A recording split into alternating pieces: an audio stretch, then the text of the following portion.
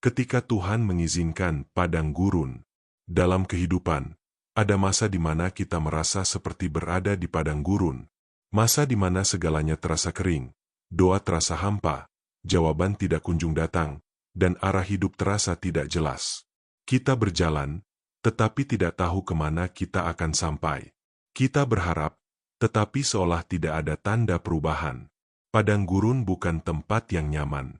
Itu adalah tempat kesunyian, tempat kekurangan, dan tempat penantian.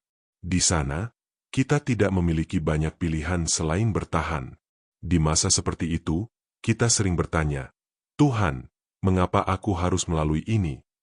Kita merasa seolah-olah Tuhan jauh, atau bahkan meninggalkan kita. Namun firman Tuhan menunjukkan bahwa padang gurun bukanlah tempat tanpa tujuan. Justru seringkali, padang gurun adalah tempat di mana Tuhan bekerja paling dalam hidup kita. Ulangan 8 ayat 2. Ingatlah kepada seluruh perjalanan yang kau lakukan atas kehendak Tuhan, Allahmu, di padang gurun selama 40 tahun ini dengan maksud merendahkan hatimu dan mencoba engkau untuk mengetahui apa yang ada dalam hatimu, yakni apakah engkau berpegang pada perintahnya atau tidak. Ayat ini menunjukkan bahwa padang gurun adalah tempat pembentukan. Tuhan memakai masa itu untuk menguji dan membentuk hati umatnya.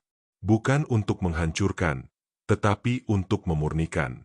Seringkali kita berpikir bahwa berkat hanya ada di tempat yang nyaman.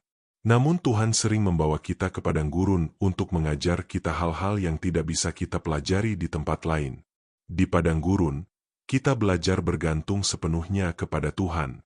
Ketika semua yang kita andalkan diambil, kita mulai menyadari bahwa Tuhan adalah satu-satunya sumber kekuatan kita. Ulangan 8 ayat 3 berkata, jadi ia merendahkan hatimu, membiarkan engkau lapar, dan memberi engkau makan mana, yang tidak kau kenal dan juga tidak dikenal oleh nenek moyangmu, untuk membuat engkau mengerti, bahwa manusia hidup bukan dari roti saja, tetapi manusia hidup dari segala yang diucapkan Tuhan. Di padang gurun, Tuhan mengajar kita bahwa hidup kita tidak bergantung pada keadaan, tetapi pada firman-Nya. Padang gurun juga adalah tempat pemurnian iman. Ketika tidak ada tanda-tanda yang jelas, kita tetap memilih untuk percaya. Ketika tidak ada jawaban, kita tetap berdoa. Disitulah iman kita bertumbuh. Ibrani 11 ayat 1 berkata, iman adalah dasar dari segala sesuatu yang kita harapkan dan bukti dari segala sesuatu yang tidak kita lihat. Iman tidak dibentuk di saat semuanya mudah, tetapi di saat kita tidak melihat apapun, namun tetap percaya kepada Tuhan. Namun penting untuk kita ingat, Tuhan tidak pernah meninggalkan kita di padang gurun. Dia tetap menyertai dan memelihara. Mazmur 23 ayat 4 berkata, sekalipun aku berjalan dalam lembah kekelaman, aku tidak takut bahaya, sebab engkau besertaku. Gada Mu dan tongkat Mu, itulah yang menghibur aku. Tuhan berjalan bersama kita. Dia tidak hanya mengirim kita ke padang gurun, tetapi Dia menyertai kita di sana. Bahkan di padang gurun, Tuhan tetap menyediakan. Dia memberi mana kepada umat Israel. Dia memberi air di tempat yang kering. Ini menunjukkan bahwa Tuhan tidak pernah kehabisan cara untuk memelihara kita. Yesaya 43 ayat 19 berkata, lihat, aku hendak membuat sesuatu yang baru, yang sekarang sudah tumbuh. Belumkah kamu mengetahuinya? Ya, aku hendak membuat jalan di padang gurun dan sungai-sungai di padang belantara.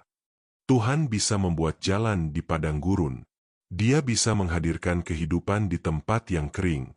Dia bisa membawa perubahan di tengah keadaan yang tampaknya mustahil. Mungkin hari ini kamu sedang berada di padang gurun. Kamu merasa lelah, bingung, dan hampir menyerah. Kamu bertanya-tanya kapan semua ini akan berakhir. Namun ingatlah, padang gurun bukan tujuan akhir. Itu adalah proses menuju sesuatu yang lebih besar. Tuhan sedang membentukmu. Dia sedang menguatkan imanmu. Dia sedang mempersiapkanmu untuk apa yang akan datang. Jangan menyerah di tengah padang gurun. Tetaplah berjalan, walaupun pelan. Tetaplah percaya, walaupun belum melihat. Karena di waktu Tuhan, Dia akan membawa kamu keluar dari padang gurun dengan kekuatan yang baru dan iman yang lebih kokoh.